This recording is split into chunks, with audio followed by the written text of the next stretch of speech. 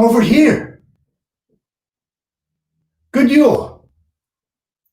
Welcome to Yuletide Tales, to the Fireside Sessions. I'm sitting in a chair. You might call it a shitty chair. It's a shitting chair. I do wish I had a nicer one. I wish I had one that you could, the stereotypical chair to have beside a fireplace when you're telling stories with friends. Oh, who was that? Shh. But I don't. I have this shitty IKEA chair. But you know what? It's my chair. It's mine. I bought it probably in 1999 at IKEA. That's where IKEA chairs tend to come from. And I learned that when I got home, I needed to put the fucking thing together myself. And I did. But in so doing, I learned how to take it apart.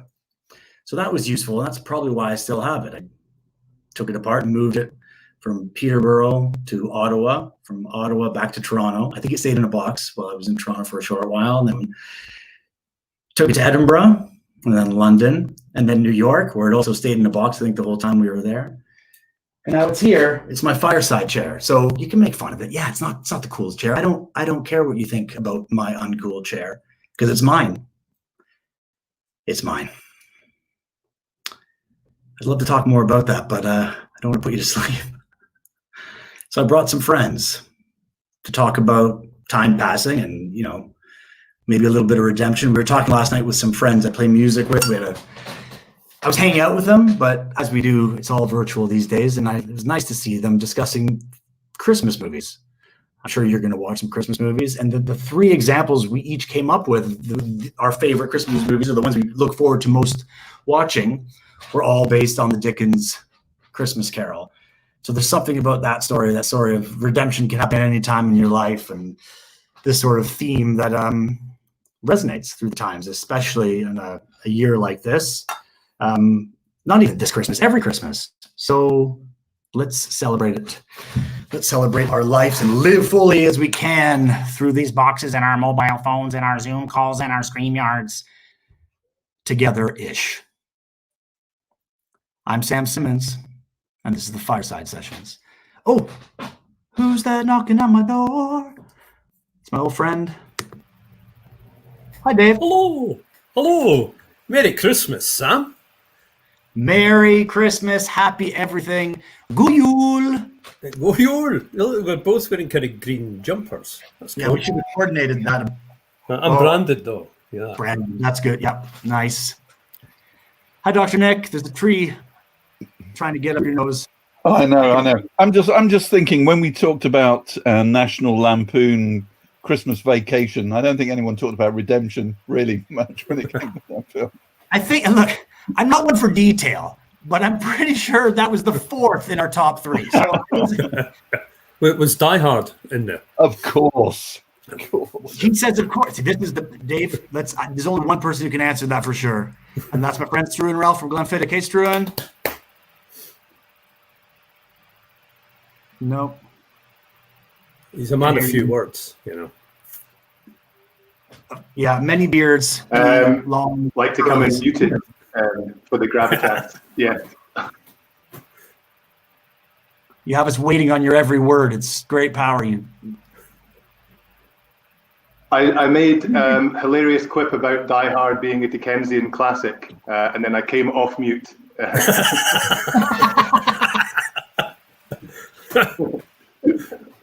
Just as Dickens would have wanted it, I think.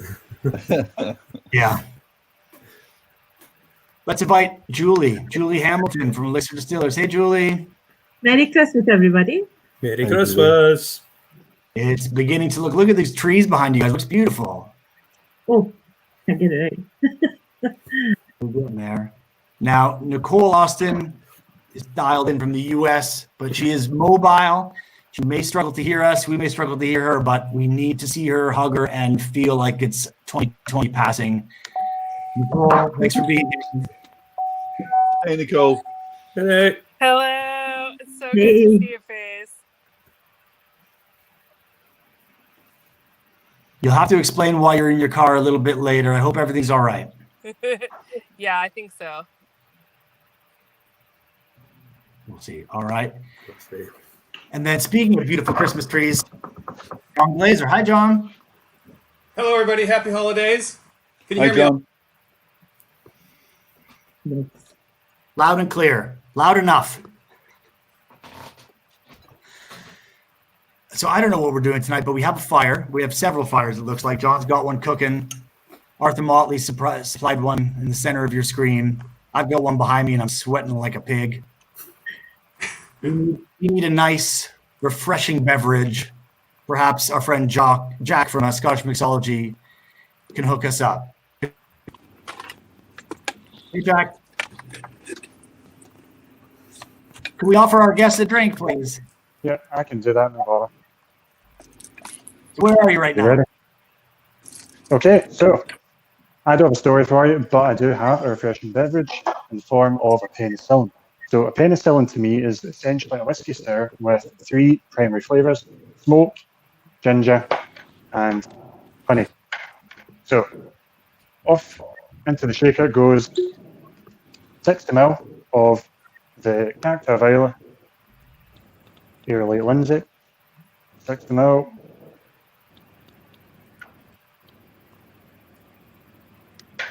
20 ml of ginger wine.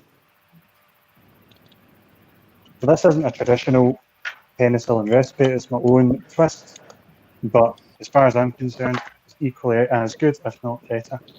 So this is a honey and ginger stirrup, which is comprised of equal parts honey, hot water, and then a good chunk of ginger, peeled and sliced, and then a bit of drambuie for extra Buoy. sweetness.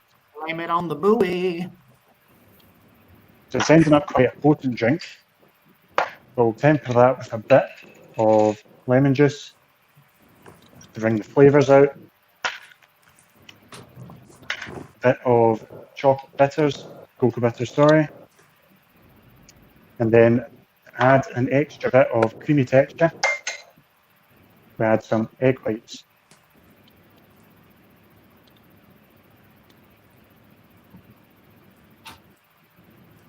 Hope it doesn't feel like an exam, mate. Hope it's too much pressure for all of us watching it. Fuck up the egg. Don't fuck up the egg. Yeah, if the full thing goes in, it sort of ruins it, but we can work with it. So put in the strainer coil to give it extra froth, and then give it a good jiggle. Let's jiggle. Let's jiggle.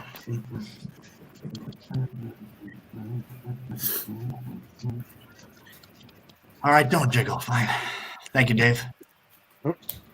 And then you want to add some ice.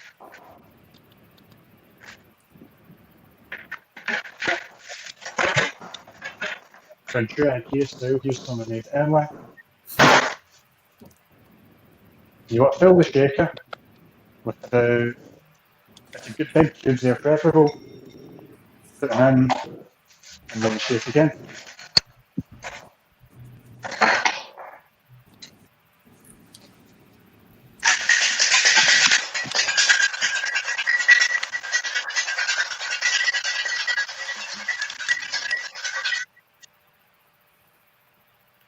Jingle bells.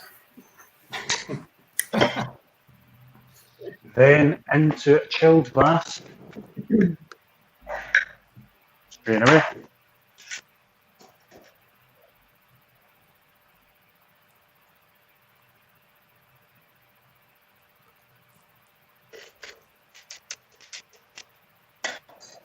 It's the most super deluxe Final booze touch. I've ever experienced.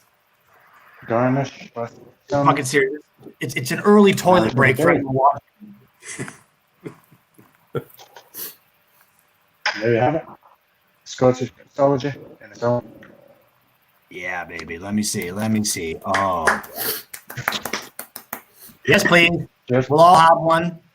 Most importantly, I think we need to get one for Nicole. I know she's behind the wheel of a car, but she's not going to be driving it. Nicole, Not needs to be- moving, I promise. It's been a hell of a day. How are you? Oh, I'm so good. It's great to see your face. Likewise, but is everything all right? We know that you love a pony. We saw your Santa's your wish list, your letters to Santa flew right by my house, so I saw what you wished for. So that's exciting. More ponies, always more ponies. Yes. Did you grow up with My Little Pony and shit? Sorry? Did you grow up with My Little Pony and stuff? Oh, of course, all of them. Yeah, absolutely. Snapped so many legs off of so many Barbies trying to make them sit correctly on a horse.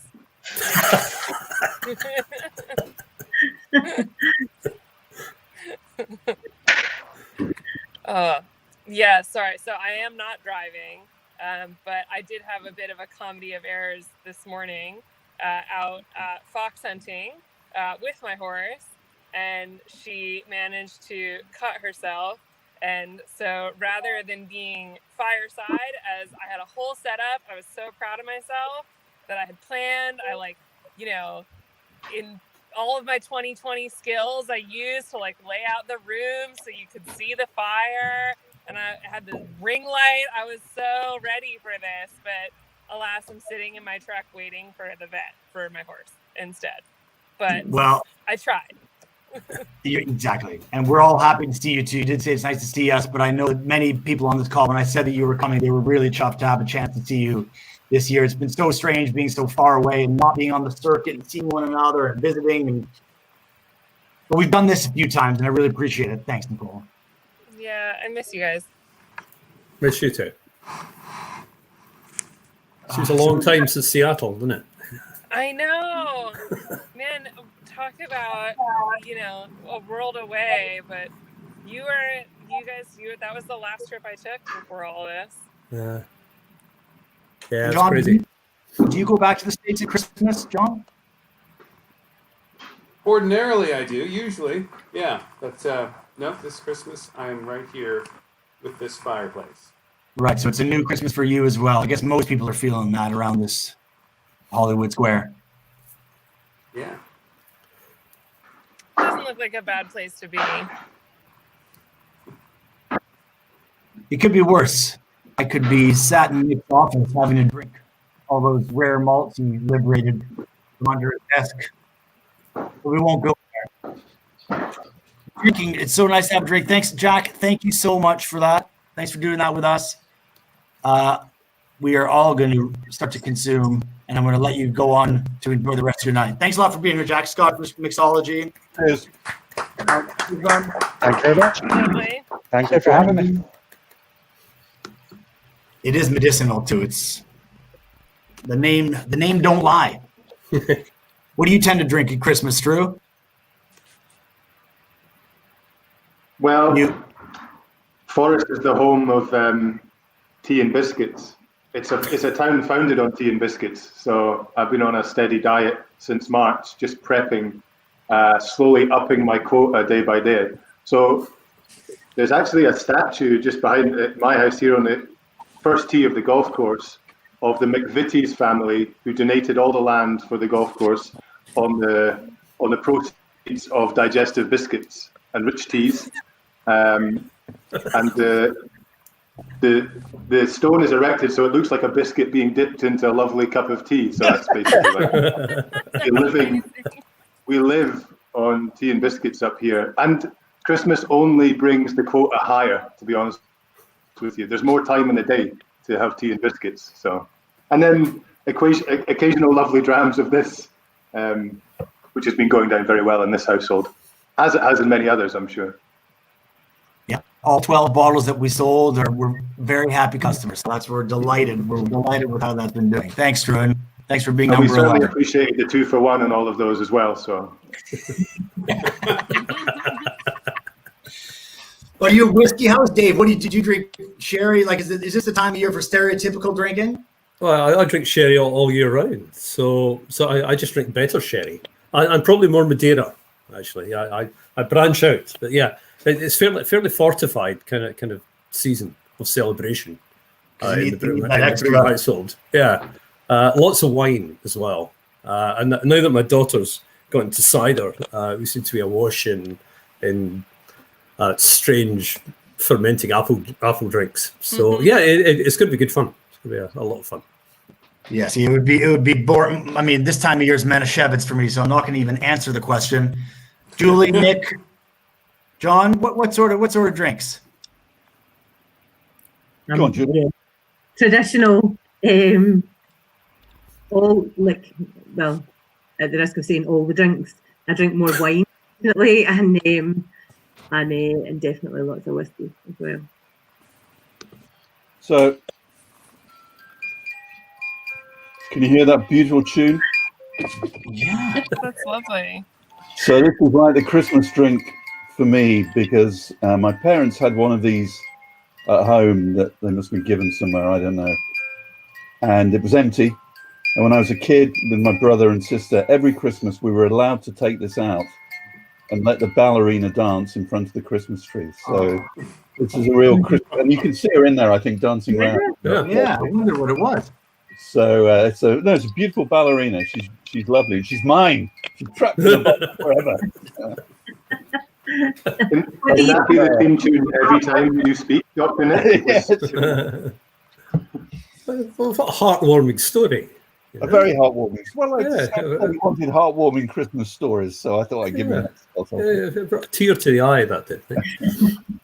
What do you top it up with? Well, I bought this one, Julie, actually at an auction just recently, and it's sealed and full. Oh, it's actually the original liquid, night. Well, it's a very odd colour, and there's lots of scooty stuff at the bottom of the bottle. Not sure I want to open it, really. I mean, if you've been dressed in a tutu stuck in the bottle for years, you know, Yes, might be some scooty stuff left in the bottom of it. You're going to leave them. Your turn, Glaser. What do you drink?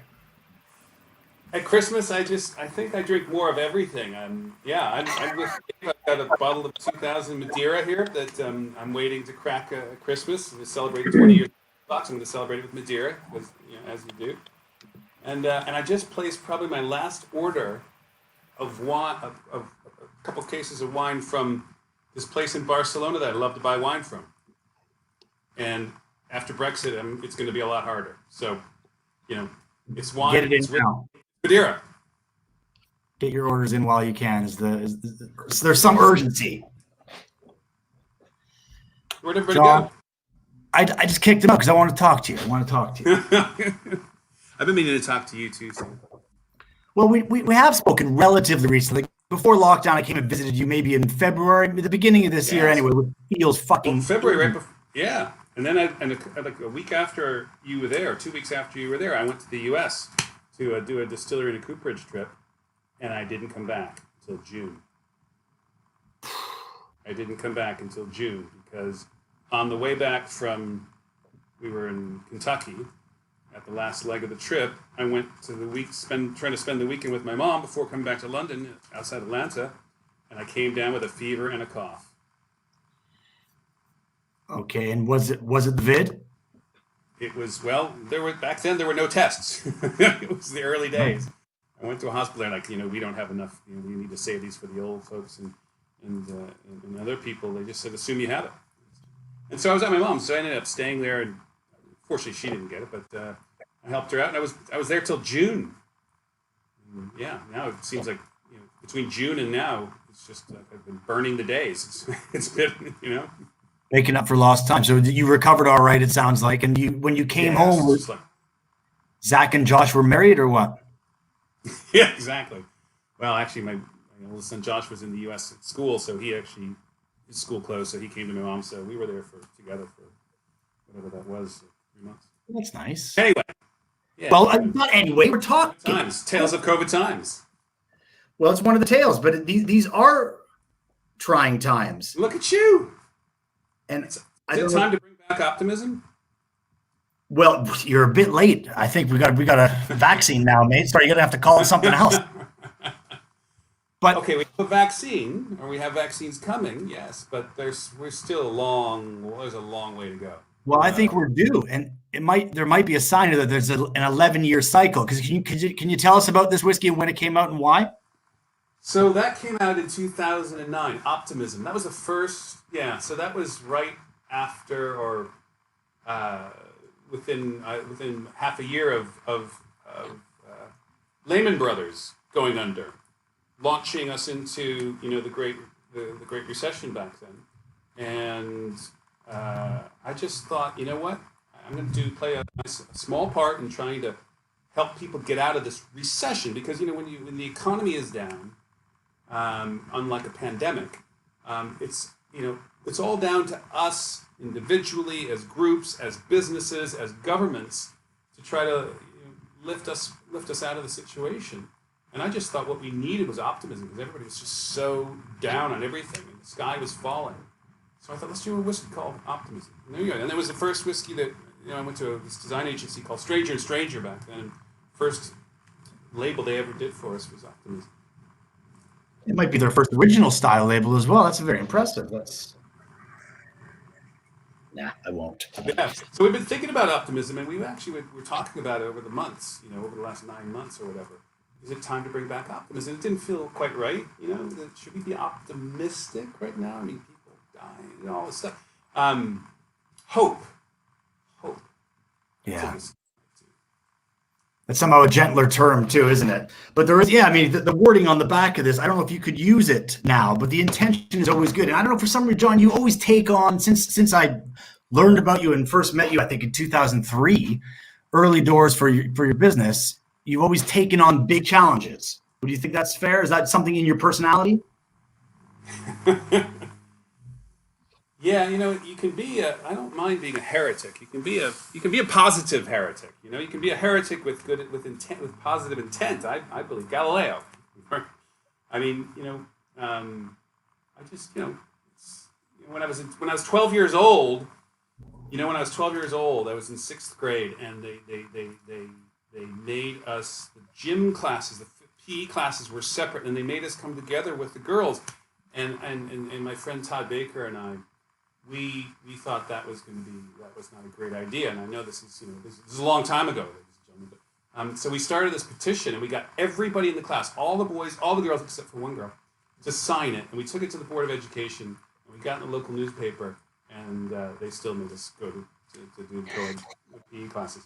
So we lost that one. So I have a great record of tilting at windmills. Yeah. So consistently unsuccessful at your challenges, though, but that spirit seems to be still present. I know, like back in the early hedonism days, and even a few months ago, it's the same John Glaser fighting a fight. What's the fight now? I know when I first met you, and your first talks were all about, blended whiskey's not respected. Is that the same fight you have to fight now? I don't feel like we fight that fight these days. No, I don't feel like I'm fighting these days. I guess if I'm fighting for anything, it's just kind of managing a business, and managing a small business. And I think it's been 20 years now, and we do have developed a nice little reputation among some people for what we do, and that's really gratifying. Sam, I just wanted to say that this morning I was minded of the first time I met John. I'm not sure if you remember, John, but it was in New York. And actually, I wasn't in the greatest state, thanks to a former colleague I'd been out with the night before called Michael Stoner. But John was John was my second or third meeting of the day, so I was a bit more coherent, I think, at that point. And all I remember is that we had this fantastic conversation about blended Scotch whiskey, about Johnny Walker Red Label, about Sir Alexander Walker and blending, and about the new blended Scotch for the whiskey and soda age in the early 20th century. And it was such a great conversation, John, that I've carried it with me since then, because you have these conversations and it's just really great. And I remember that very clearly, Nick.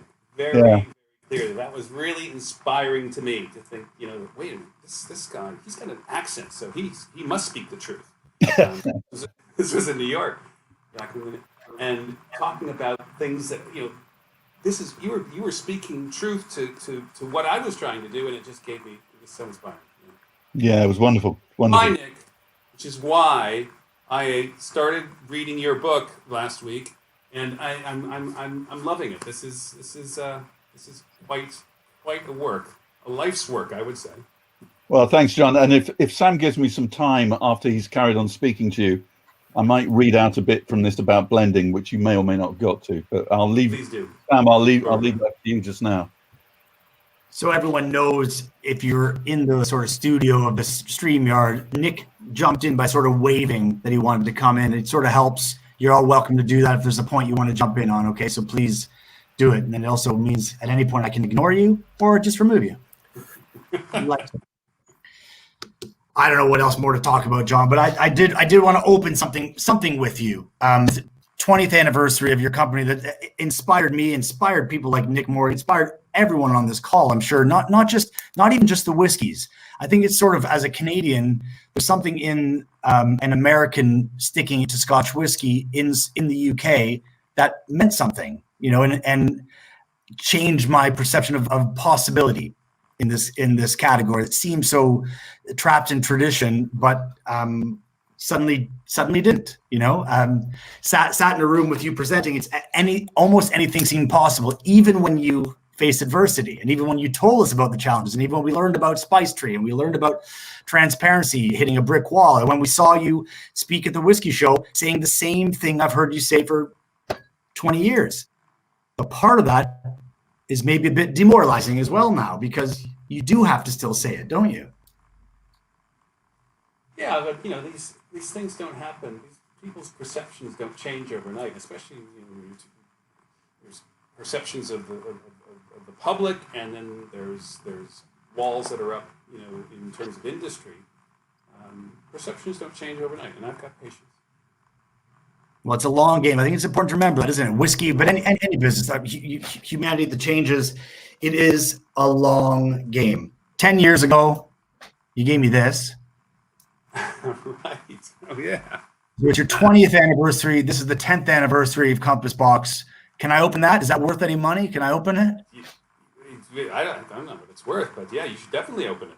I don't care. I want to open it with you. It's 20th anniversary, and I want to bring everyone else in. We can raise a toast to 20 years of Compass Box. I would love to do that. Yeah, the thing is, adversity is fine. Adversity keeps you going. It gets you out of bed in the morning. As long as you're having fun, adversity is energy,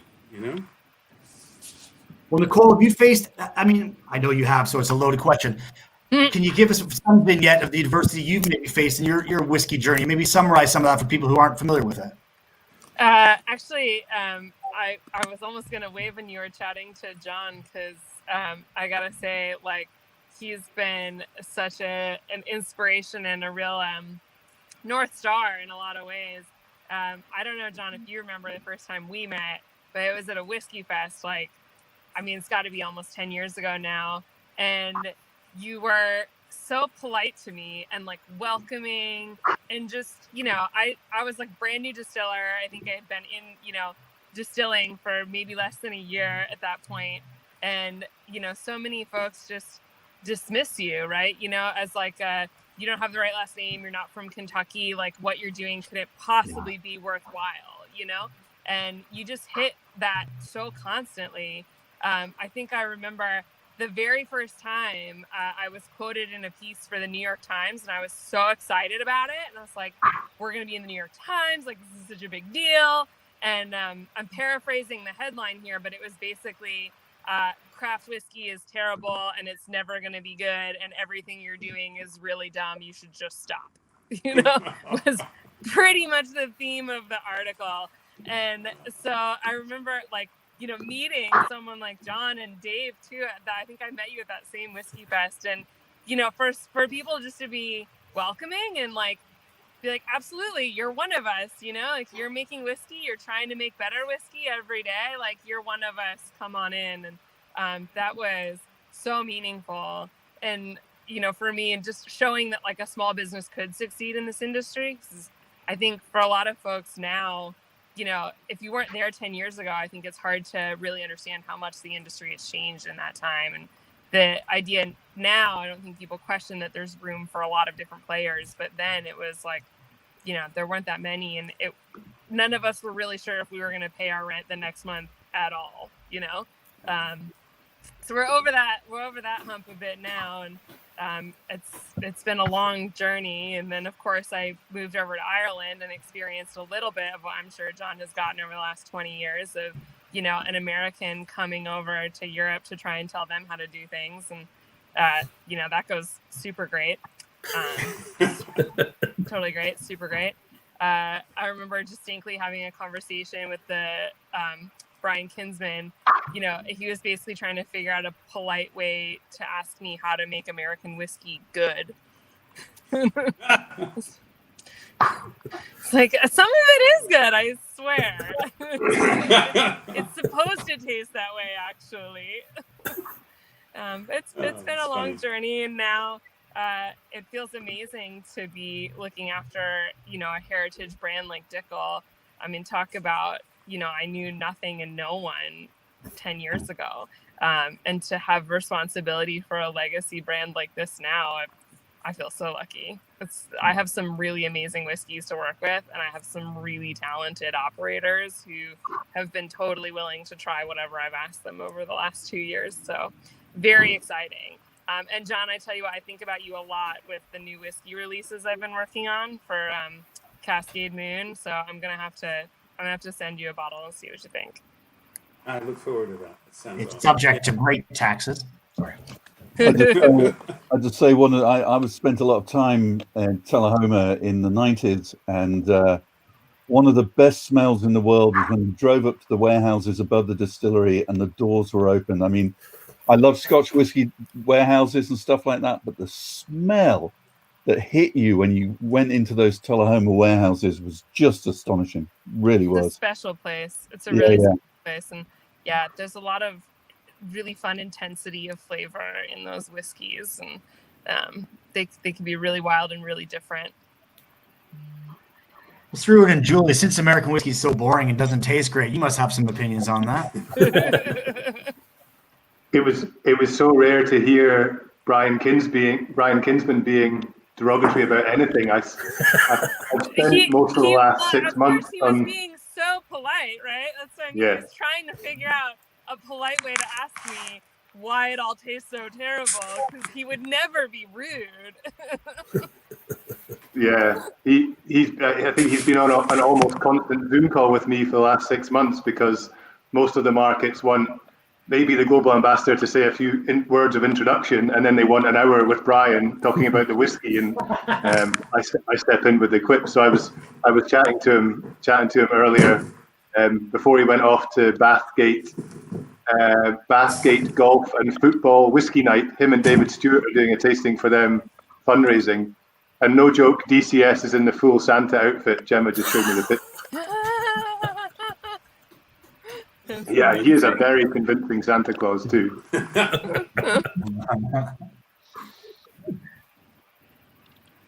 Well, all right, Julie, that was your chance, buddy. I'm gonna move along to. We got Australia. That's okay. It's okay. It's putting you on the spot. It's okay. Sorry. Got a message from our friends in Australia, 2 Scots in Australia, James Buntin, Ross Blainey and Buntin, sent some Christmas greetings to all y'all.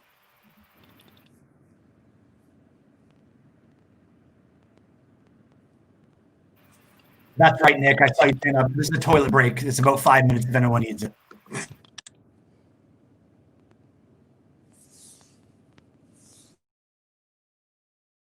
Call. Me. Anyway, have you pressed record yet? Yeah. Oh, recording. We're live. I can't see Sam. Sam, hello. No, Sam. What? Sam, I can't see Sam. Well, you can't see. No, we're recording this. It's not a Zoom. Oh, it's not Zoom. No, we'll record this and we'll send this to Sam afterwards. Seeing people in that. Well, I know. Well, we would all like to see them. I know. No, we're recording this and sending it to them afterwards, but we'll get it to them. But also, we can still say hello. Hello, Sam. Hello. How are you? Hi, everybody. Well, hello from Australia. All of our whiskey friends around the world. Yeah. Hello to all of you, and a Merry Christmas as well. Yeah. For those who don't know who he is, who are you? My name's Ross Blainey, and for those who don't know who he is, my name's James Buntin, and we're the ambassadors for Glenfiddich and Balvenie. Yeah, and in Australia as well. And we really wanted to just send you a little message and say Merry Christmas and raise a glass to 2020. You know, the perfect year where absolutely nothing went wrong whatsoever. But it went wrong for me. I had loads of stuff go wrong. It went a little bit wrong. No, obviously I'm joking. It was a bit of a mad year. One of the good things that did come out of this year, though, this bar where we're sitting right now. Yeah. We built this bar so we could do tastings online, so that we found that everybody was coming on to tastings. Everybody just looks like in their living room. They do, which Yeah. is crap, right? And they go, oh, go and get this bottle of whiskey, but we just have to reach up behind it. I know, and everyone always thinks this is a Zoom background as well until you go back there and you start picking up bottles, start pouring them out, which is exactly what we're doing here. Hey, what have we got, Ross? We've got a little Blainey 26, a little day of dark barley. Dark barley. Yeah, Very little nice. story. It's not in the script. It's not in the script. Well, also that's not a script. That's just paper that you picked up from over there. So. So anyway, we just want to send you a nice Christmas message and did. say, 2020 has been a pretty terrible year, especially in the hospitality all over the world. It's been pretty shockingly bad. I think that's it, and I think it's interesting now that Australia at the moment, although we've built the bar here for during lockdown, we are kind of back to some level of normality. We're allowed to be out in the bars, and we really feel for a lot of the rest of the world that aren't able to do that. But it has been a really difficult year, especially here in Australia. From the fires at the beginning, well, this time last year was very different with the fires, which then moved on to floods straight after that, which then went straight into COVID and lockdown. So although we're allowed out and into bars and things now, I think we've kind of earned it. We've been through quite a lot in Australia recently. So You still can't stand for a drink. You can't, because we're not allowed COVID to will get stand you. up. Yeah, I COVID will get you if you stand. COVID only goes at That to high. this high. If So you're as sitting long as down, you're fine. And these high still with. yeah, but then You know? the kids don't get it either. So it's maybe just Yeah, maybe it's a bit of a yeah. strange We one. don't- Anyway. we So I don't don't know. really, We I don't don't. really understand the whole COVID we're thing. not medical experts. None of this. I wouldn't go on any of this. We Yeah. we don't know what we're No, talking but we're about. looking forward to some injections soon, probably, right? Yes, To help yep. us with that. Yeah, right? we've got our whiskey ready. We'll Absolutely. just we'll I go think with if you that. drink whiskey, you're going to be pretty all right anyway. I think so. I'd like And to see- again, I'd we're like not to see the medical stats experts, on that. so don't hold us to that. Certainly we don't- can't certainly say don't that. hold us to that lot. But anyway, we Also, and you know what I was thinking? I don't know if I want to That know. we have been struggling for probably 5 months or something to come up with a name for this bar. I mean, it's called the COVID bar. We call it the But what COVID bar. happens when, COVID's done? It's not. I know. It's not positive, is it? It's not positive. It's a COVID bar. I think we need something better. If anyone has an idea of something better, let us know. Send it through to us, please. We'll definitely. We'd love to know. Yeah, and there may be a prize involved as well. There might be. But there probably You can won't win be. this Christmas tree. There Actually, you probably can won't win be. the whole back bar. No, Everything. you can't. Shut up, man. It's not. Like It's you not can, mine. you can It's- win. Well, you can win. I don't know. We'll think of something nice. Yeah. We'll think of something good. We'll think Back of bar. something nice. Back bar. Yeah, something Yeah. like that. But anyway, what we just wanted to say was we hope you have a wonderful Christmas. You have a good time. If you can be with family and friends, that would be awesome. Yeah. If you can't and you're doing it alone, hang in there. It'll be over soon, hopefully. Yeah. And when New Year comes, let's hope we have a far better 2021 than we've had Yeah. I in agree. 2020. I agree. Yeah. So Merry Christmas, Sam, Dave, the rest of the guys there, and everyone else watching. Have a great Who else is Christmas. on this Happy thing? New Year. Oh, there's Dave Wellington on your door, is he? a whole long list of people. Oh, really? So, All right. yeah. I'll probably know some of them. You might do. You might do. Anyway, All right, cheers to you guys. Here's to Christmas. Have a nice one. Yeah, have a great one. Cheers, guys. We'll catch you soon, hopefully. Cheers. Oh, that was nice. That was good.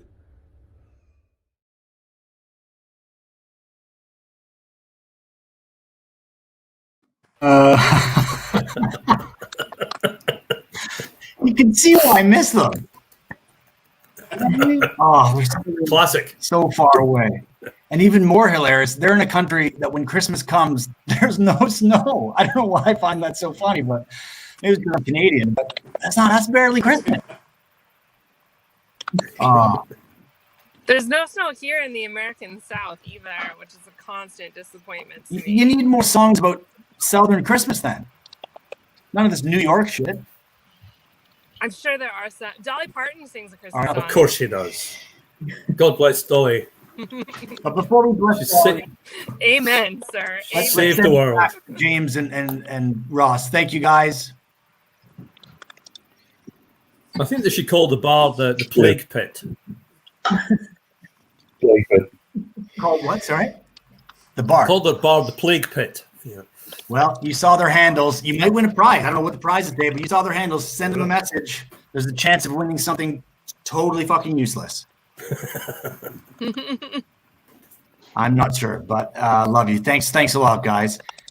Right, story time, Nick. Which story do you want? Bottleman. Bottleman. Okay.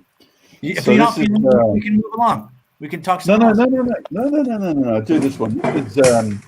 This is like being on a greatest hits tour because it's story about Lagavulin, and it's something that I found when I was doing work in advance of the bicentenary celebrations in 2016. And we actually put together a really cute calendar that was going to go out to customers and, you know, blah, blah, blah, all that sort of stuff. And there was a quote for each month. And we found nice quote, had lovely poetry about sphagnum moss, and we had this and we had that. And I just wanted something that was just totally unexpected and funny, right? Just funny. And I found this quote in the newspaper. And so we mocked up the calendar, we put this quote in, and it went to the lawyers, and the lawyers came back and said, well, you just can't use this quote. This is in breach of so many responsible drinking messages. This cannot be printed. And I said, so it's the 19th century, man. You know, it's not today, it's history. He said, no. So what we suggest as lawyers is that we change the quote. What the fuck? Yeah. So they changed the quote, and I said, no, we don't use the quote. We don't use the quote. So we did something else in the calendar. I can't remember what, but I made a vow to myself that during that year, at every occasion when I stood up and spoke about Lagavulin, I would read out the quote, right? For the love of Diageo lawyers, who I do like. I mean, they're good people, and they do a good lawyerly job, you know. That's actually the end of all of my emails. But these lawyers are good people, and thank you so much for the work that you do. It's just like I just put it blanket at the end of all of my Diageo internal. Indeed, that's quite right. That's quite right, Nicole. Yeah. So I'll read this out, and it's just so you know, it's important that you know it's from the Peterhead Senator and General Advertiser for the Buchan District from the 4th of June 1884, and it's a report, slightly parodic report, on a trial, an ecclesiastical or a church trial that had taken place. Okay, here we go. Fortune and popular election had made Mr. McColl minister of an Islay parish, where supporters of the kirk celebrate all fasts and feasts, sacred or secular, with the most powerful whisky that Lagavulin Distillery can supply. And his physical training had not fitted him for the post. He himself was not indisposed to conform in every possible way to the custom of the country. And when occasion demanded that an 18-gallon cask of whisky should be consumed in 3 days, he took his fair share with the rest of the congregation in the performance. But everybody is not made with the same capacity as an Islay elder. And Mr. McColl's form was not equal to that of such men as the witness in the court case, as the witness who could drink 3 bottles at a sitting and not be hindered from his work. He, Mr. McColl, did his best to compete with these heroes.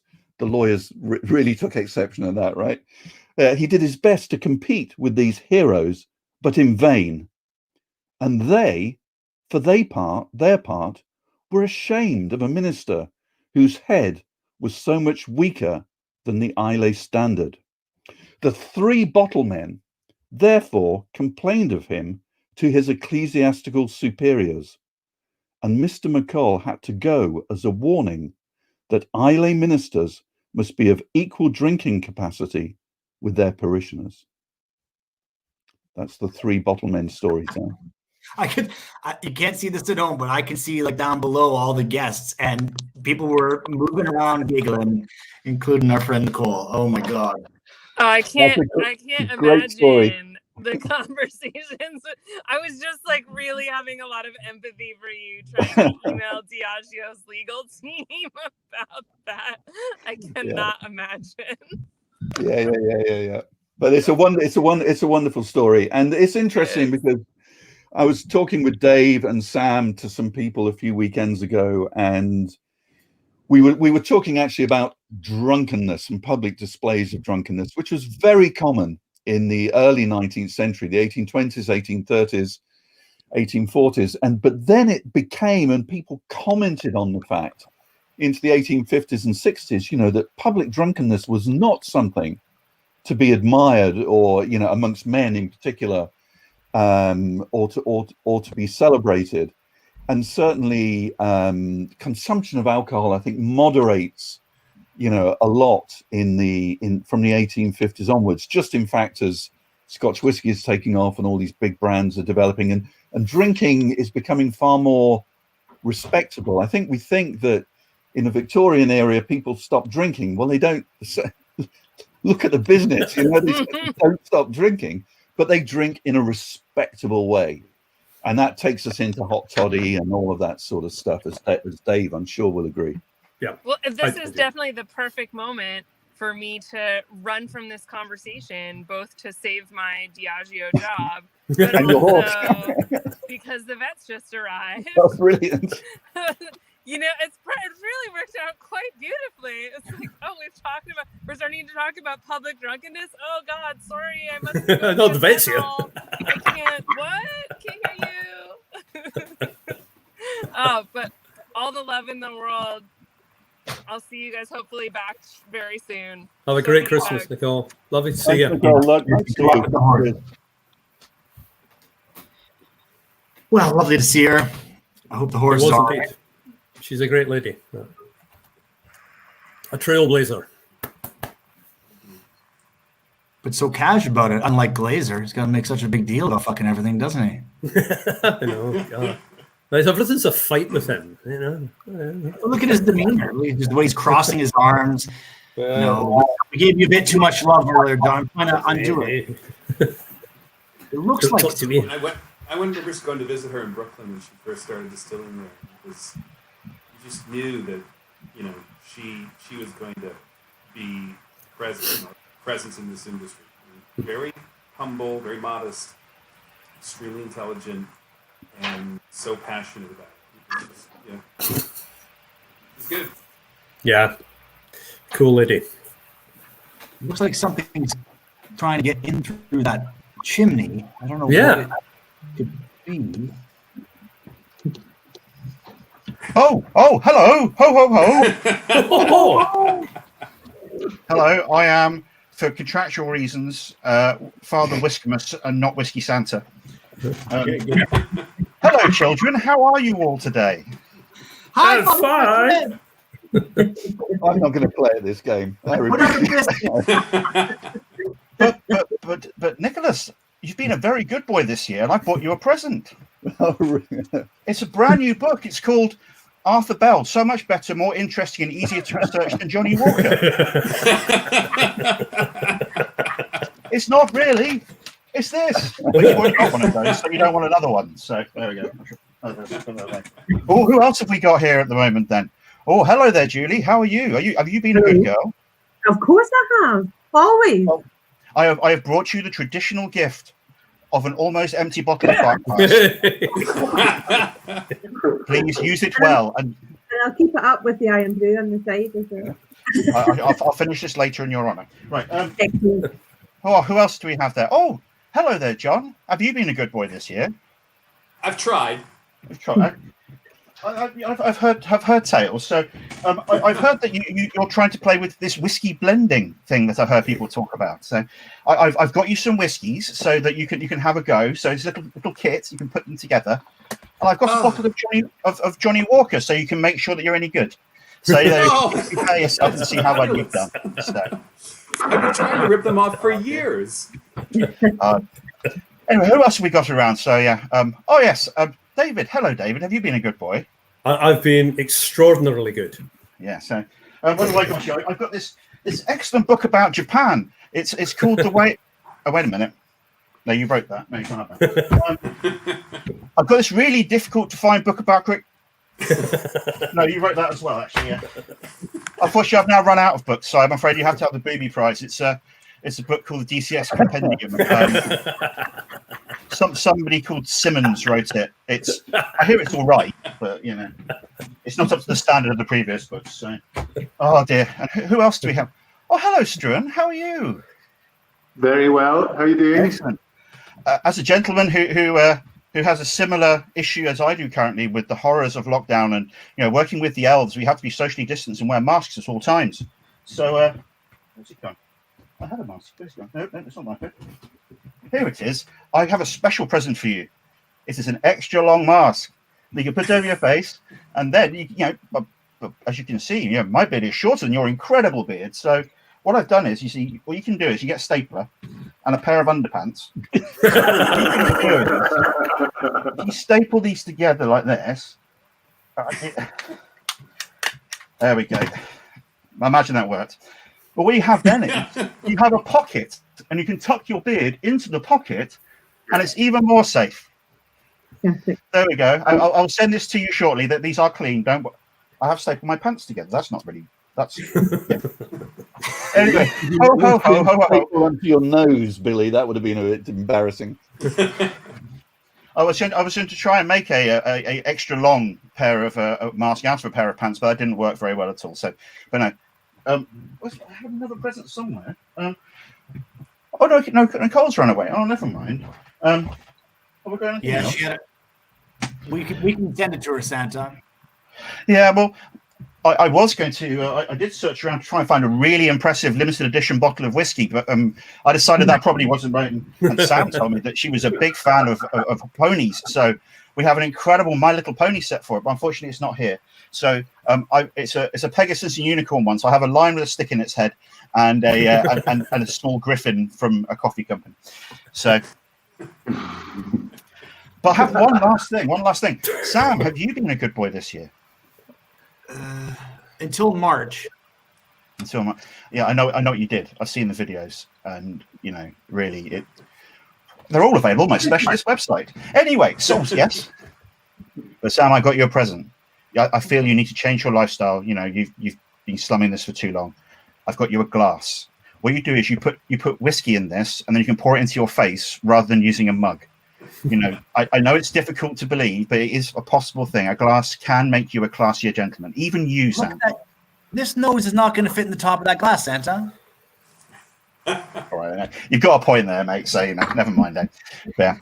Oh yes. Anyway, ho ho ho, everybody, ho ho ho. Oh, thank you so much, Santa. Well done, Santa. Well done, Santa. Thank you, Santa. Thank you, Santa. Hi, Billy. That's Billy Abbott. Thank you, Santa Billy. Billy. Thank you. Thanks. Much needed bit of levity in this very serious conversation we've had. Arthur is the keeper of the flame. Arthur Motley from Royal Mile Whiskies. He's an ambitious guy, isn't he, Dave? You work with him right now quite a bit, don't you? I do. Yeah, he's very ambitious. He's quite a hard taskmaster, actually.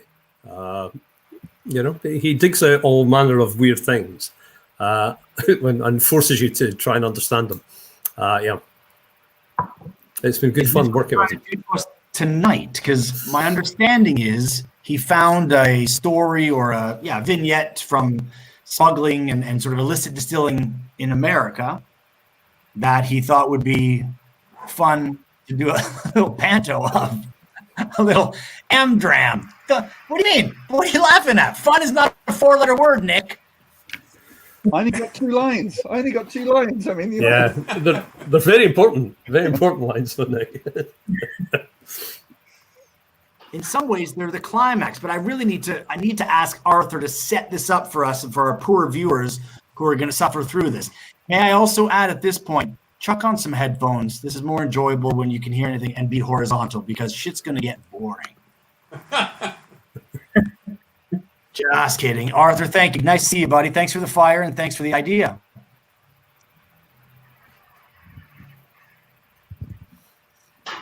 That's... Wow, this is great. We could put words in. Let's go. Great. As a director. That's always the way to join a goal. This is what I've got to put up with, We're going to nail this. Hello, Arthur. Can you hear us? Arthur? Yeah. Hang on. I got you. We got you. You got me? Oh, okay, cool. Okay. So, the Liquid Antiquarian that me and Dave have been doing is all about finding just odd little things about the history of booze. documents, objects, things like that. Stuff that you can't write an interesting book about or write a thesis about, but they are engaging somehow. And we've been sitting on bits and bobs like this, and other people in the industry are coming to us with other little amusing or interesting things that they found, and we've got a whole series planned for January after one that we were really pleased with, weren't we, Dave? Went really well. We did, yeah. Yeah. So this little story it's a bit schlocky.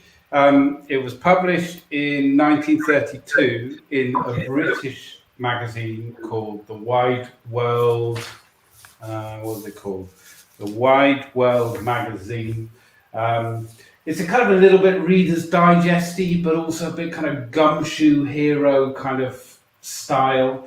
It's hard to know what is fact or fiction, but the premise of it is that it's written by operative number 13, who himself describes what he calls the high spots of a very eventful career.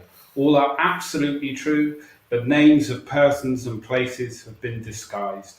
So this is the adventures of a revenue officer, and I think everyone is playing a part. I will be the narrator. I'm hoping for some offensively bad American accents. Let's see how we can offend John with some terrible accents. Nicole's gone, but yeah, Nicole, she's from Tennessee. Yeah, well, exactly. So, and you can work out yourself what is fact and what is fiction. Did you get those images as well? So. I did. You'll need to cue me, but I've got a few sort of setups to sort of get us ready for the performance when you're ready to do that. Would you like me to show the images sort of as we're going, or how would you like to do that? As we're going, we have, let's just say there has not been a rehearsal. Yeah. Nick, in Nicole's absence, could I ask you to do Nicole's parts? In Nicole's absence, can I ask you to do the other gray parts? Me? That's me. Nick Morgan. Yeah. Oh, yeah. Cool. Yeah, because he's only got 2 lines at the end. Let's get this out of the way. And Arthur, he's complained about it a lot. Hold on, we got to start properly. Take it easy. Hold on.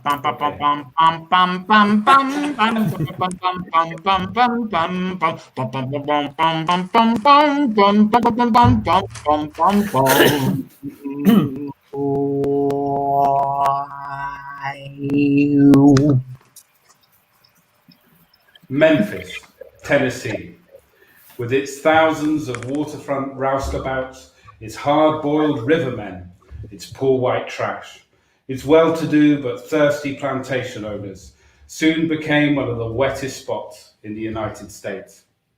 Perniciously so, for while the quantity of liquor reaching Memphis was enormous, the quality was low.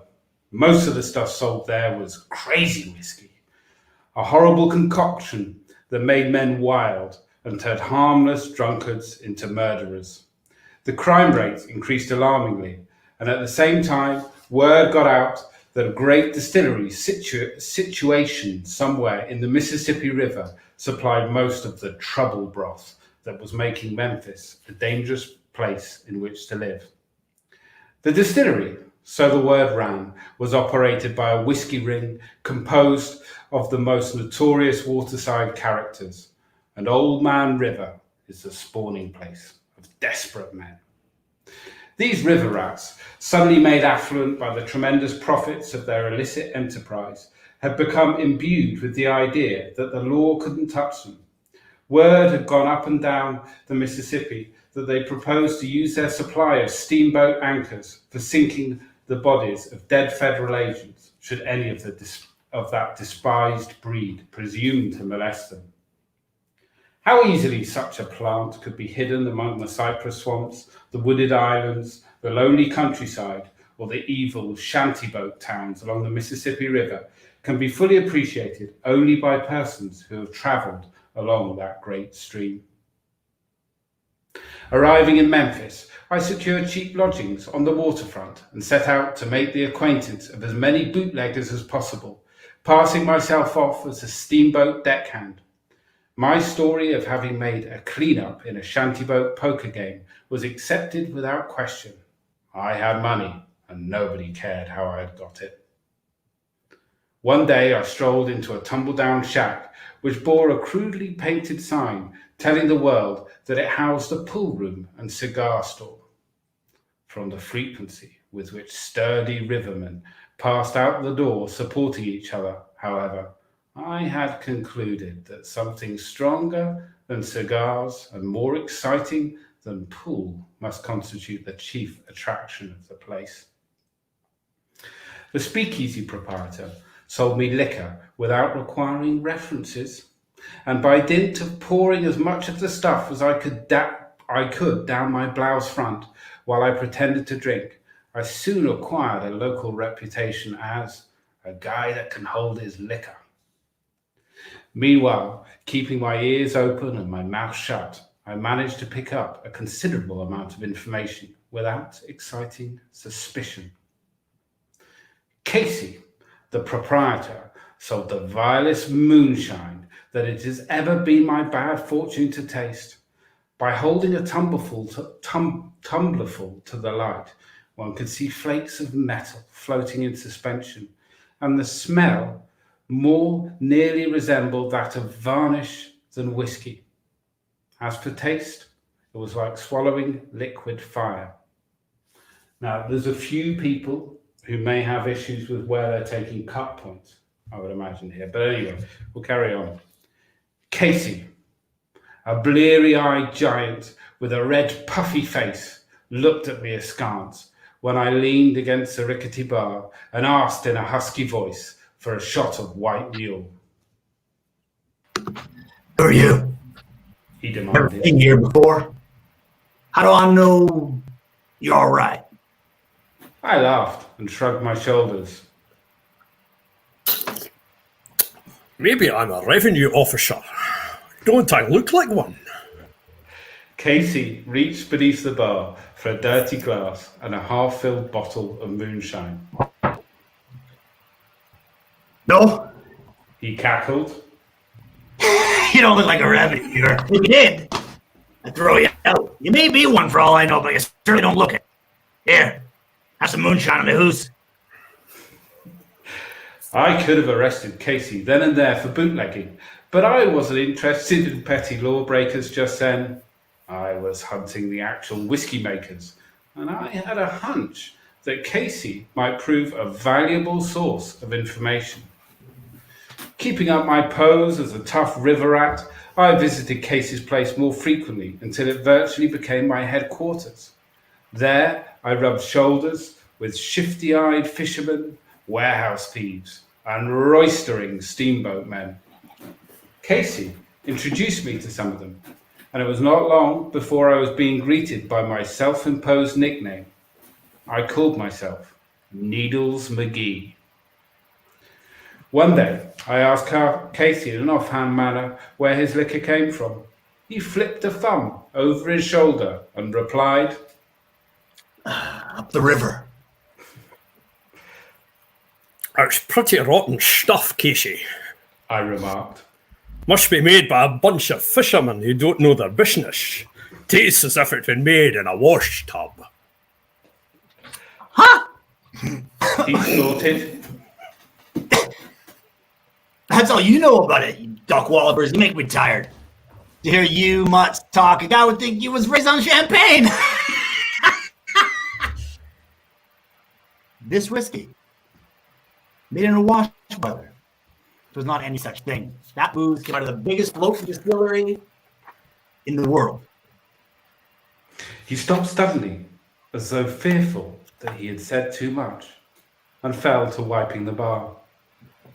I pushed my glass forward to be refilled and egged on to further revelations. Oh, Casey, I was only kidding you. The stuff's all right.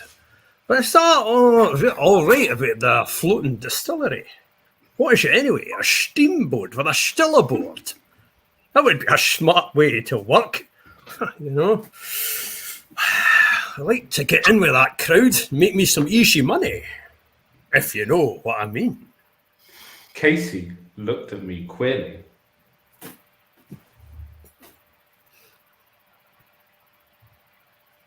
See here, guy. he advised. Stay away from those fellas. Those guys wouldn't think any more of bumping you off for speaking out of turn than I do for swatting a fly. So fix your jaws so they don't work anymore. And that's all I got to say on the subject. With that, Casey fell to wiping the bar again. Crivens! They must be big to get away with stuff like that. Must have an army or something. Casey grinned. Army? They got a freaking navy. They towed an old coal barge up the river, put a roof on her so nobody could see what's going on aboard. They set up 5,000-gallon still below decks. They got a steamboat to push her up and down the river, I guess. That way you understand to keep the changing locations all the time so they can't be found. The dicks don't get wise in a million years. But here I go, spilling everything I know. I'll get bumped off yet, but I guess you're all right. Yeah, I'm all right. Sure, Tim. Sorry, Arthur. You don't need to be afraid of me. I never remember anything I hear, see? Casey, reaching behind the bar for a bottle, said, Here, have another drink and just forget everything I told you. I went away treading on air, and that night sent a long report to headquarters, together with a request for 2 or 3 competent men to assist me.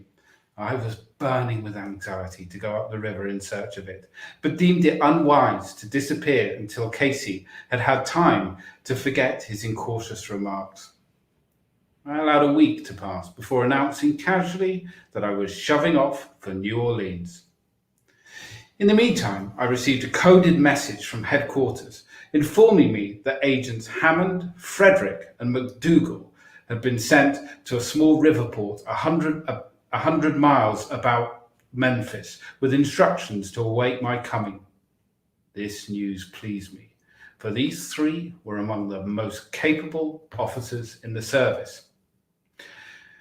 Having purchased a dilapidated but dependable motor launch, I pointed her prow upstream, leaving behind the identity of Needles McGee and becoming a nameless fisherman.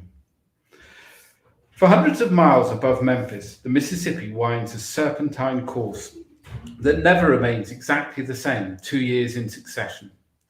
The Father of Waters is a restless stream, possessed of might immeasurable. Farms are sucked out of existence. Other lands are created. Lakes and innumerable islands are formed. Other lakes and islands vanish. For such pranks as these, the tawny old Mississippi is famous, and for the same reason, it forms a wonderful sanctuary for men plying extra-legal professions. It will readily be seen, therefore, that the chances were not in my favour of my discovering the floating distillery during a casual run up the river in a launch. Yet, by a stroke of pure luck, I stumbled on to what I sought on my second day out of Memphis. Nosing into a narrow and comparatively shallow channel separating a newly formed island from the Tennessee mainland, I found myself face to face with the moonshiner's navy. There lay a great barge, half concealed by the gloomy cypress trees at the mouth of a slough. Fully 200 feet long, the craft had boarded sides and was roofed over in the fashion of a warehouse. From a tall chimney amidships, great billows of black smoke drifted up through the overhanging tree branches. A dozen boats, ranging from skiffs to large motor launches, were moored alongside. Some of these craft were loaded with what appeared to be bags of grain or sugar, and Negro longshoremen, naked to the waist, were hard at work transferring this cargo to the barge itself. Negro roustabouts usually sing as they work, but these fellows were silent. A sinister quiet, enhanced by the gloom of the surrounding swamp, hung over the entire company. As my launch skimmed over the water, 2 men came out of the interior of the barge carrying rifles and began to manifest considerable interest in me. A semicircle of fishing nets, placed about 200 yards from the shore, made surprise from the shore an impossibility. A pair of motor launches cruised about this ring of nets like falcons guarding their young, the evil-looking occupants of the boats being armed with revolvers and Winchester rifles. Rather superfluous gear for simple fishermen. One of the launches presently shot alongside my craft, manned by a leering river rat who brought the two boats together with a boat hook. Where do you think you're going, stranger? He demanded in a high-pitched voice. His eyes were red-rimmed and bloodshot, and he was so drunk that he could hardly keep his feet. I set him down as dangerous and spoke softly. I'm on my way upriver, I replied. I fish a little. Do that mostly, in fact. Also salvage a mite of drift from the islands, but pickings ain't too good when I've been. Seen you fellas and thought I'd hail you for a chew of tobacco. Got any? Oh, sure, replied the tipsy boatman in more amiable tones. If that's all you're looking for, I can oblige. He reached into his hip pocket and brought out a quarter plus. Help yourself. He invited. Take it all, we've got plenty more. When I first seen you, I thought we might be figuring to set some nets. And I come out to invite you to move on. You can see for yourself that all the fishing space along here is in use. If you only wanted a chew of tobacco, I reckon we ain't got no quarrel with you. He looked at me to say, be on your way before I change my mind and scuttle you. I took the unspoken hint, and after assuring him that I had no desire to set any nets, headed upriver again. 30 miles above, I put in at the miserable little fishing village where I was to meet my 3 deputies, making fast the painter of my launch, just as the sun was setting. The usual group of waterfront idlers were lounging on the levee, and among them slouched 3 unspeakably dirty ruffians, who I recognised as Hammond, Frederick, and McDougall. Ordinarily, 3 of the sprucest men in the department. No sign of recognition passed between us, however. Addressing the group, I asked if there was a boarding house nearby where I could put up for a few days.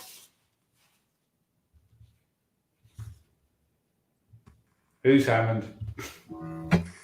Yeah, there's a place down the levee a ways where you can get cornbread, but I don't know whether the old lady can bed you or not. How about it? You fellers stand there, ain't you? Reckon this fella can get in? McDougall yawned, spat, and looked at me with an elaborate boredom.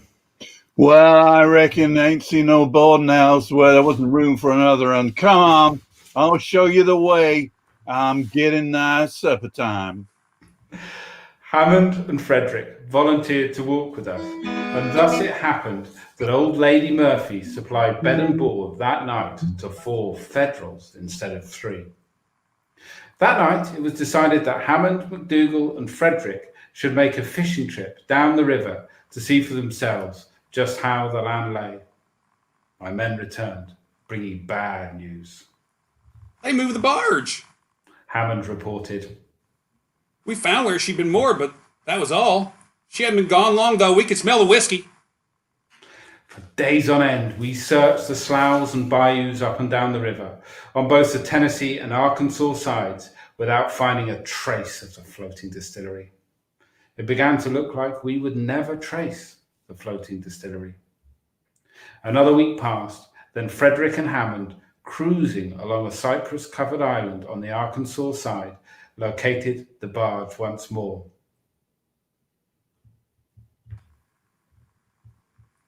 For we passed by there last week and the place was deserted. We had a look at the island with glasses.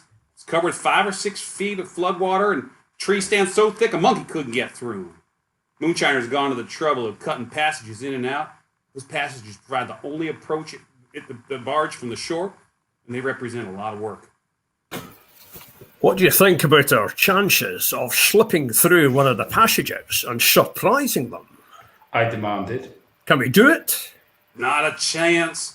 It's a regular labyrinth, and they probably They probably wired it with alarms. If we get caught among those cypress trees, they'll chop us to pieces. How's she approach from the river? There isn't any. Barge entirely hedged in with fishing nets. There are boats patrolling all the time. It'd only be by luck if we got in anywhere. Here was a nice problem for nutcracking. 4 officers against a crew of cutthroat river rats, numbering at least a score, and doubtless armed with the most modern man-killing weapons known. Well, I confessed frankly. I have a notion of a plan. What do you say to drifting quietly down the river tonight and seeing if we can't hit upon some scheme as we go along? Let's go, said MacDougall, and the others nodded in agreement. It was a fine, starlit evening, and shutting off our motor about 2 miles above the Moonshiners' Island, we drifted slowly downstream with the current. As we neared the line of fish nets above the island, we could hear the sound of oars creaking in rowlocks a few hundred yards off in the darkness, and made out the glow of a cigarette.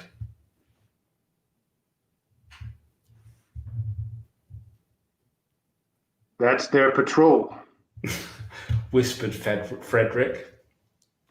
They'll pass here in about 10 minutes. A plan suddenly flashed in my mind. A dangerous plan, as any scheme to capture the barge must be, but one that seemed feasible. I leaned forward and spoke to MacDougall, who had the helm. They're ahead of us, Mac. Shut a gap in the line of nets. Aye. Can you slip us through? Aye. There was no question from any of them. They were well-trained men, willing to wait for orders and then obey. It must have seemed a suicidal move. For once inside the nets, there was small chance that we could find our way out again without being discovered. We slipped through undetected, and MacDougall hove to under the overhanging cypress trees at the edge of the island. Then I briefly outlined my plan.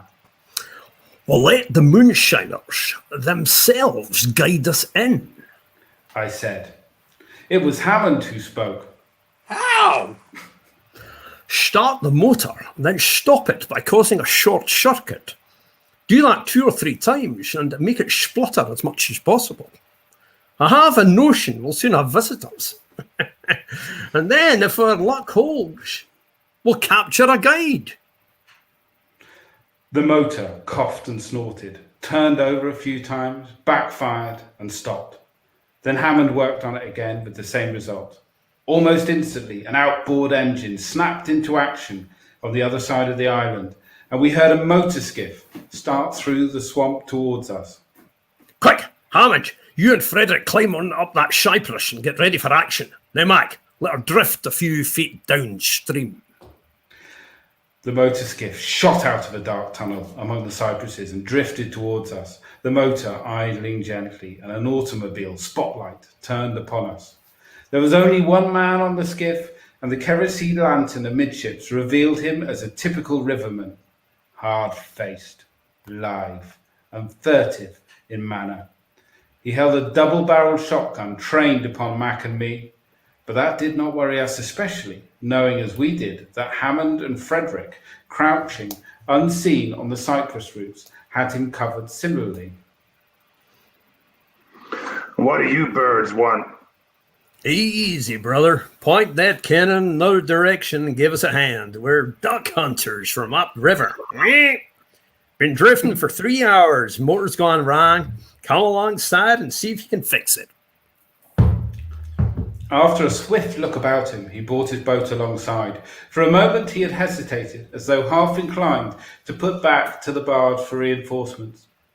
Evidently, the fact that there were only 2 of us reassured him. The boats touched, and MacDougall thrust out a hook and brought them together so suddenly the surly riverman lost his balance. Hey there, watch what you're doing. Say, what the? I leaned forward and jerked the shotgun out of his hand and pulled him aboard our launch, where MacDougall snapped on the handcuffs. It all happened in a matter of seconds. A murderous light flamed in his eyes. His lips curled back in a snarl, and clipped words came from his mouth. Well, now, what you gonna do? Well, bozos, let me tell you this. The catfish will be nibbling your carcasses before the morning. You'll be sorry when the old man gets his clutches on you. The old man is pretty hard, is he? I retorted. Well, we'll be glad to meet him. It's our business to deal with hard cases. Start up the motor and take Hammond and Frederick aboard. Then we'll ask our friend to pilot us over to the barges. Never in all my experiences as an officer have I seen a man change from defiance to abject cringing as did our prisoner. Embracing my ankles with his manacled hands, he pleaded. Please don't take me over there in the barge, he whimpered. Oh, I whimpered. He whimpered. They'll kill you and me too. You don't know the old man. As he spoke, big tears rolled down his cheeks. Secretly, I felt sorry for him. But in our work, one must sometimes be hard, even cruel. It's no use, I told him. You'll have to show us the way. I'd rather be shot than face what I'll get if I take you to the barge. You'll go all right. If you do what we tell you, you'll not be hurt, unless a stray bullet from your own crowd hits you. In the end, he gave way and guided us to the barge. As the launch drew near, we were hailed by a voice out of the darkness. That you, Scary? It inquired. About time you were back. We thought maybe something was wrong. Yes, it's me, our man replied. I brought along some stranded duck hunters that drifted into our nets. That's the old man. Oh, heaven help us now. What do you bring them back for? He demanded roughly. Shoot them and throw them in the fish. Well, I wish I had, exclaimed our prisoner fervently. We drew alongside, and the fellow, known as the old man, tossed us a line. We snubbed it and stepped aboard the barge, shoving Skerry in front of us. When the old man looked up, he found himself covered by 4 6-shooters. Open your mouth and we'll blow you to pieces, snapped MacDougall. Stick out your hands. Mechanically, he obeyed, but as the cold steel snapped shut around his wrist, his face contorted with maniac fury. His lips parted, but before he could yell, the butt of my revolver descended up his head with a thud. He groaned and sank forward in my arms, unconscious. Just then, someone came to life in one of the skiffs. A red streak of fire leaped from a pistol muzzle, and the bullet slammed into the planking of the barge just over our heads. Hammond turned and fired back. There was a cry and a splash as the man either dived or fell aboard. We could hear him swimming downstream, but there was no time to bother with him. Quick! I yelled. Get inside! Shoot the first man that resists! We pushed out 2 prisoners in front of us through the doorway to stand for a moment blinking in the brilliant light just inside the barge. A dozen rough-looking men confronted us, and there were rifles, shotguns, pistols, and Thompson machine guns within easy reach. If any one of them had chosen to cut loose, the 4 of us and our prisoners would have been mowed down like weeds before a scythe. It was the prisoners that saved us. Their comrades were too afraid to shoot for fear of hitting them. Don't shoot, for heaven's sake, don't shoot, yelled Skerry, his face as white as chalk. They'd got us set. Do as you like, I said, drawing a bead on the stomach of the nearest man. Shoot and see what it costs you. I advise you to drop your guns. One by one, those who had weapons in their grasp let them clatter to the floor, and grimy, gnarled hands went up. Within 5 minutes, we had rounded up, disarmed, and handcuffed the entire crew of the floating distillery, well, with the exception of the fellow who had swum away down the river. 17 in all. An investigation of the barge revealed 2 steam boilers, a 5,000-gallon still, 8,000 gallons of barreled whiskey, a battery of huge cypress vats full of fermenting mash, and an up-to-date coke furnace for heating the still. This floating distillery was completely equipped in every detail as any commercial establishments of the anti-prohibition era. Our job finished, we burned the barge to the water's edge and then set off for Memphis with a covey of men as desperate as any who had ever infested the swamps and bayous of the turbulent Mississippi. Old Man River, he still goes rolling along, as the song has it, but the moonshiner's navy is a thing of the past.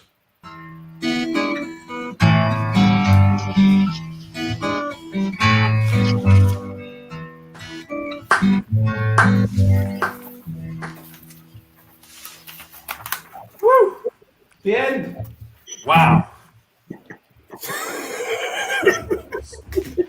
So the good guys won in the end, right? I'm not very sure. Oh man.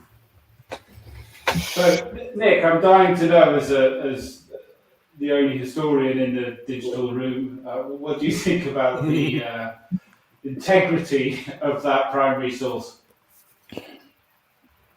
What a heap of shit. But nonetheless, dramatic, and if I may say so from my part, very characterful at times. Yeah. Now, hang on. As someone with a degree in literature, my response was exactly the same as yours, Nick. Heap of shit. Well, the strange thing is, I had my eyes on obviously I was reading it, but there is actually this weird kernel of truth to it, because what comes at the end of the story, there were some illustrations I think that went up, but what comes up at the end of the story is actually some photographs. Have you got those for us, Sam? So it's small, and it's so it's not particularly well rendered in this kind of cheap magazine. But there are actually photographs of the inside, so that even though, and there it is on fire, oh, it's gone, it's back again. So even though there is this highly embellished story where he's exaggerating his bravery, and some of that can't have happened, he would have just been shot. But there are actually some photographs of it, so there's something behind it, that there was this weird and large distillery floating around the Mississippi. Arthur, you know that the idea of a distillery on a boat was not uncommon. In fact, it had been common from the 18th century because they distilled water. All large British naval sailing vessels had distilleries for distilling water. And I think it's yet to be understood whether some of them also distilled spirit there. And Dave is a party to a group of people who we occasionally exchange emails with about sailing matters, and that's been raised a little bit. And one of our numbers spends some time looking at naval archives and is trying to find that out. So you know the theory of having a distillery on water is not not unusual at all. There was also one called the SS Walrus, which was a rum distillery off the Queensland coast. Tail end of the 18th century, beginning of the 19th century, and which was a legal distillery for a while. Then it lost its license, but continued to ply its trade by evading Australian customs and excise and continuing to make rum in Queensland. And Beanley rum, which still exists, the first rum that they had to establish the Beanley brand, was actually made on this floating SS Walrus. So, yeah.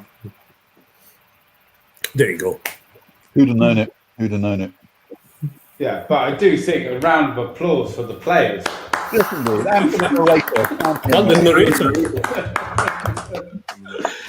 Arthur, where did you find that? Where did you come across that?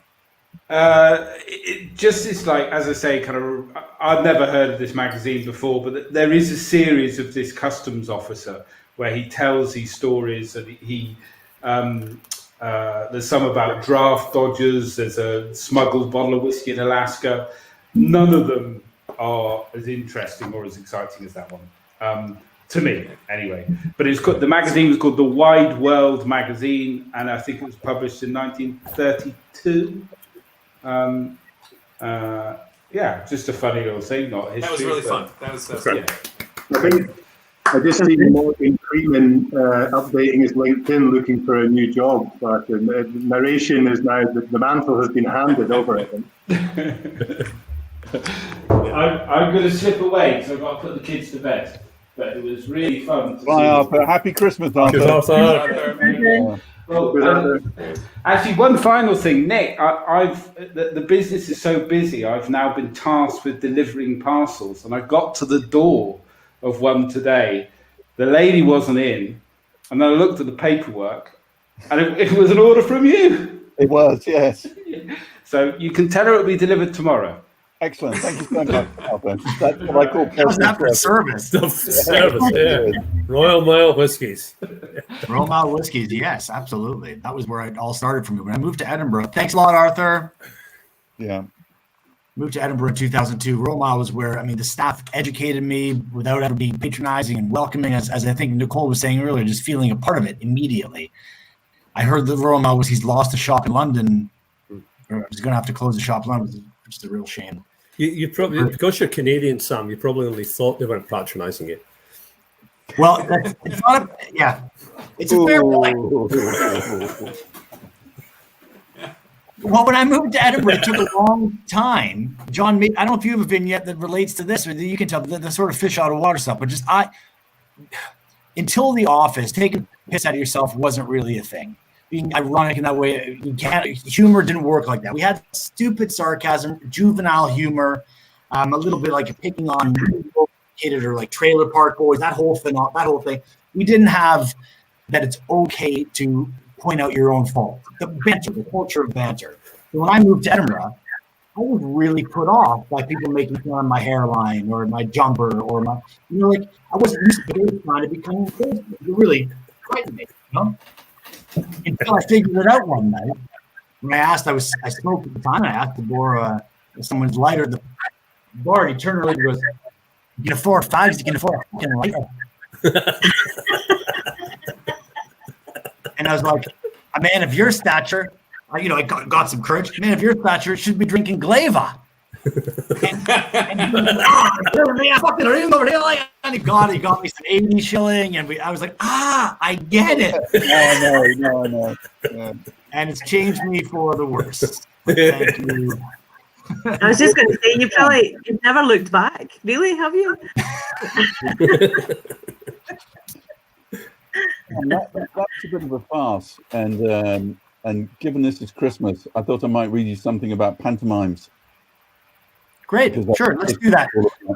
Isn't it? So let me just find this thing I've got here. I think this is compelling viewing, Nick. Yeah. Oh no, it isn't. Oh yes, it is. Behind you. Honestly, you lot, just bloody wait a minute. While he's looking for that, I just want to compliment you, Dave, on the accent, the Tennessee accent in the play. Extraordinary. Thank you. I thought you were sound like Untouchables Connery. Thank you. Yeah. Thank you. I figured if it was good enough for him. Surely you're shipping to Chicago.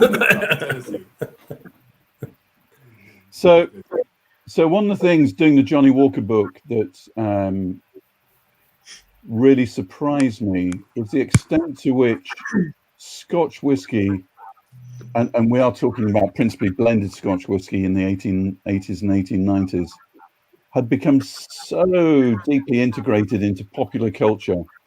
And by popular culture, I mean music hall, song, cartoons, illustrations, and of course at Christmas, pantomime.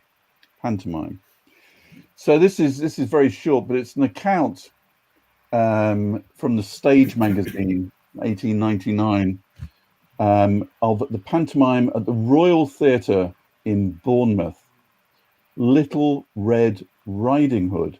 Okay, Little Red Riding Hood. And like most pantomimes at the time, one of the things that happened was that you had vaudevillian acts, sometimes brought in from the United States, who'd come and do a turn. So you'd have a bit of the narrative, then you'd have a bit of a turn, then you've had a transformation scene with great scenery, another vaudevillian act, and so on and so forth.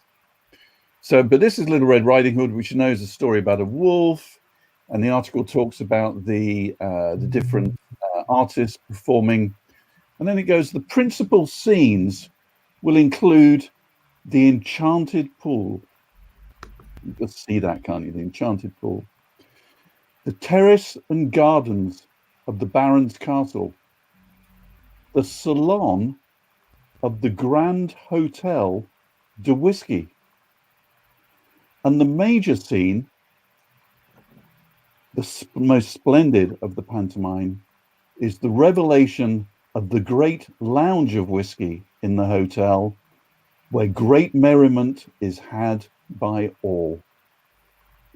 1899 pantomime, the Hotel de Whisky, Little Red Riding Hood. It's just astonishing. I don't think we realize today, people talk about the craze of Scotch whiskey in the 1880s and 1890s. It was everywhere. It was absolutely everywhere. And you couldn't have a Christmas without it. You wouldn't get that past the Diageo lawyers these days, would you? You would not get that past the Diageo lawyers, Dave. I wouldn't even try. You know, my days are numbered, and I know the battles I've fought and the battles I've won, and I wouldn't even try with that one. Nick, you fucking raised it. You just said your days are numbered. You said, you know what you said. That's Old Mortality staking me. I've got a guitar here. I'll sing you Old Mortality again if you want. Well, we do have Kat Spencer to sing us out as we had last time on the Fireside Sessions, the first one we did, which you guys encouraged us to do it again. So thanks a lot for taking part. It's been so nice to hang out and to see you. Julie, I'm drinking a whiskey of yours as a thank you for being here. I know we probably didn't talk as much as we should have. You had the shortest part. Oh, fuck, I muted you. What the hell happened here? Well, that's why we haven't heard from Julie. Silent. I'll get it next time. I'll figure this fucking tool out next time. But what brought me? Excellent. What one are you drinking? It's worth celebrating how beautiful this pack is. I think it's understated, but just pure class. Yep. What does that sound? I can't see it. What one is it? It's the Highland Park. Highland Park. Nice. Very nice. There's a new one as well. A new Highland Park. Simple and classy. Very, very, very beautiful. And of course, the liquid, as always, for you guys is excellent. So I wanted to make sure we got that in. Excellent. Thank you. Thank you. And John, Sam. I should never have opened that. I'm just kidding. I want you to finish that tonight. I was wondering. I was wondering before we finished if I could do the kind of Christmassy poem from Robert Ferguson. Well, that's where I wanted to part with your poem, Dave, and then have Kat sing us out. Yeah, that's perfect. Thank you. Please. Well, no, I mean, if you've seen, I just want to say I love you. Thank you. See you soon. It's Drew. I haven't seen you in a while, but I can't wait to see you again.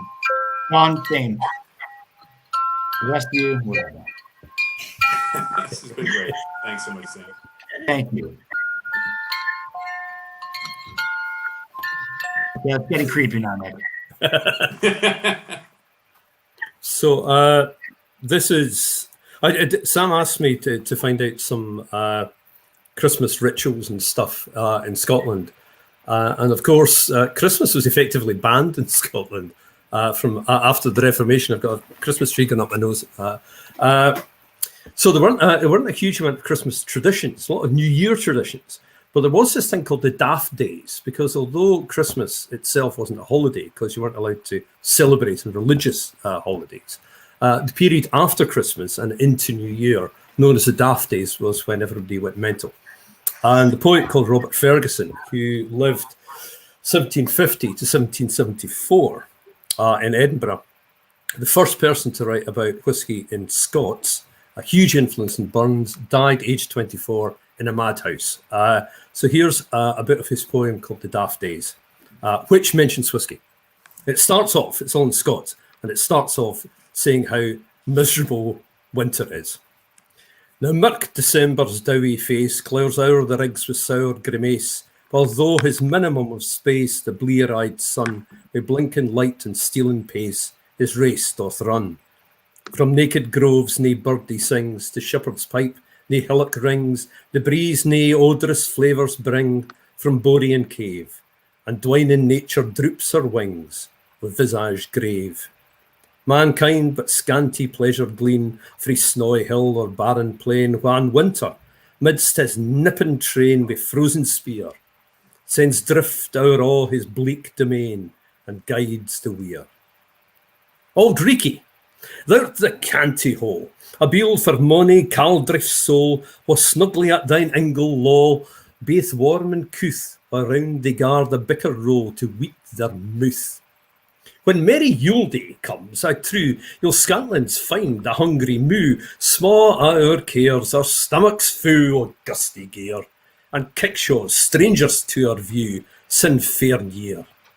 Ye browster wives, now busk ye braw, and fling your sorrows far awa, and then come and gies the tither blow, reaming ale, mair precious than the well of Spa, our hearts to heal. Let mirth abound, let social cheer invest the dawning of the year, let blithesome innocence appear to crown our joy, nor envy with sarcastic sneer our bliss destroy. And thou, great God of aqua vitae, wha sways the empire o' this city, when fu were sometimes capernuti, be thou prepared to hedge us frae that black banditti, the city geared. Merry Christmas. Oh, Merry Christmas. Lovely, Dave. Thank you, man. Cheers, Dave. Well, that's us. Get on with your lives. It's 10 o'clock. I know most of you are way past your bedtime. You're all older than me, so I can say that. No, not you, Julie. Julie, let's stay up. We'll do a thing after. We'll do an after party. Actually, you know what? Fuck, I've got a tasting with the U.S., Boston, and across the U.S. in 40 minutes. 10. No. Yeah, I do. 10:30. Because I thought if I'm going to spend the night online, I'll try to pack as much in as possible. So I did one at 4:30. We got you, and then we got the one later. So I've got no excuse. Warming you up. By now. Warming you up for this, right? Yeah, well, someone is. But you are. It's so nice to spend time with you and to feel. I know it's weird to do it through this sort of digital connection, but it's still somehow. It gets through. It's weird. I only discovered this after maybe a couple months of lockdown, that spending time with my brother online or my sister or my friends who I haven't seen or friends who are close, but you're both in Chiswick, friends who are close, spending time online, it still gives you that soul connect. I think it's important to remember that we've had this in our pockets all this time. We don't always go out. We can't always, but let's just stay closer and have a better 2021. Yeah. Here's to that, Sam. Here's to that. John, congratulations on your 20th anniversary as well. Well, thank you very much, and Sincerely, congratulations. mate. Yeah. Walker on Brilliant. 200th. Well, you'll catch up. Timed it that way. No coincidence there. Exactly. That was part of the plan, you bastard. My friend Kat Spencer is going to sing us out. It's a beautiful rendition of an absolutely silent hit of Christmas time. I love Christmas music. I think we all do on this call. We've spoken about that. That'll send us out. Thank you so much for joining us. Share this with your buddies, and we'll hope to do it again. Maybe Burns and some other time. Julie, Dave, Nick, John. Thanks, Sam. Thanks all. Happy Thanks, Christmas, Sam. everyone. Thanks all. Merry Christmas, all. Happy holidays. Take Cheers. care. Cheers. Take care. Cheers.